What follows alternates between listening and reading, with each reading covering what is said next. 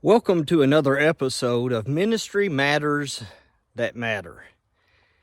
The last few Christmases, my side of the family, we go to a retreat place called the Hiding Place, which is on the Cumberland River near Clarksville, Tennessee. That's the Cumberland River that's behind me. What I want to talk about is close, but it's not the river. What I would like to talk about in today's episode is I'd like to talk about this old train trestle. And I think there's some lessons we can learn that might apply to ministry and the work of the church.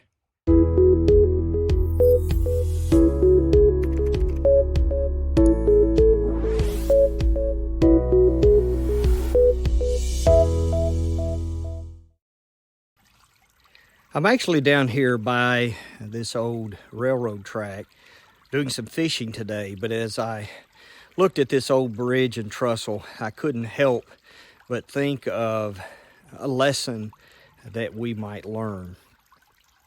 My brother-in-law, one of my brother-in-laws, David Webb, he did some research and found that this old railway has not been used since 1920. So we enjoy coming down here and looking around and going hiking in and around the Hiding Place Retreat Center.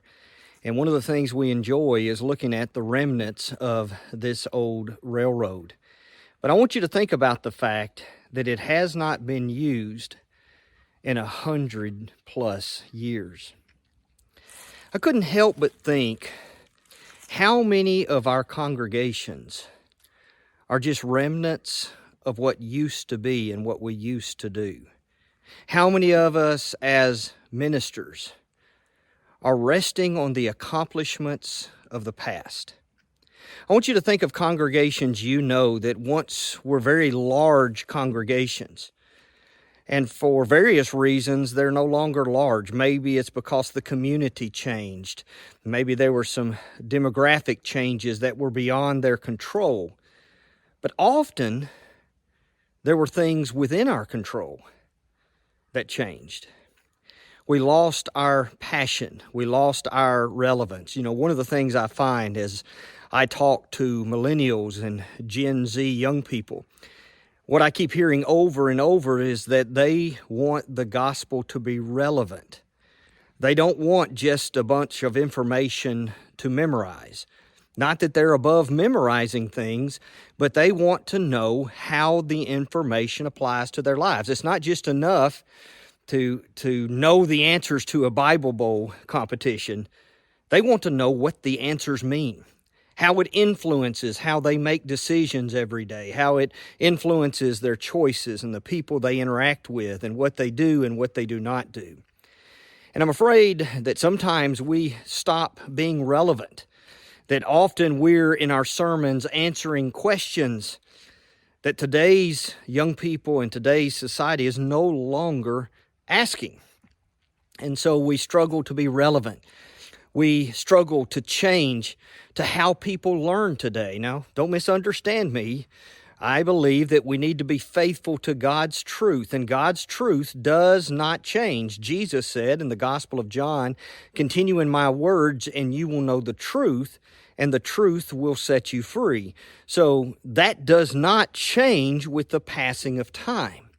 But how that truth is communicated, the questions people ask related to that truth, how we connect to their lives, their learning styles and habits, those things do change. And what happens is we continue to do things the way we used to do things, and we do not adjust to how people learn today. We don't change truth, but we may need to change our approach. James Emery White, in his book Meet Generation Z, talks about how we have gone from an Acts 2 world to an Acts 17 world. In Acts chapter 2, you had people gathered at Pentecost who were devout Jews from every nation under heaven. They believed in God, they believed He created the world, they believed the Bible was His Word, and they believed that a Messiah was coming. They just needed to know who the Messiah was and how they enter into a relationship with Him. Likewise, in Acts chapter 17, in Paul's sermon there on Mars Hill, he wasn't preaching to devout Jews from every nation under heaven. He was preaching in the idolatry capital of the world.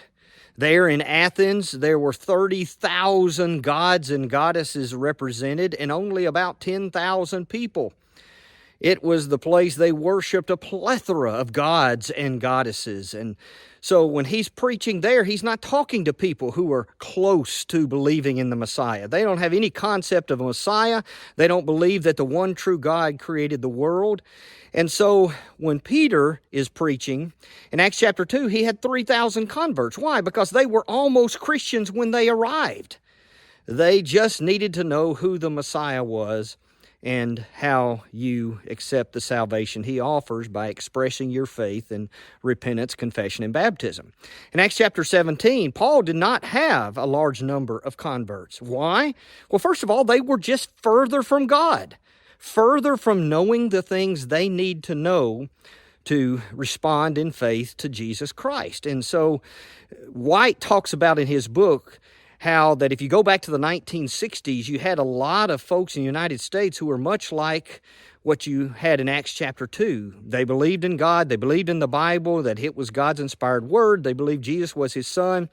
They just needed a little understanding cleared up for them. They needed to understand the nature of who Jesus really was and the nature of the church and the plan of salvation.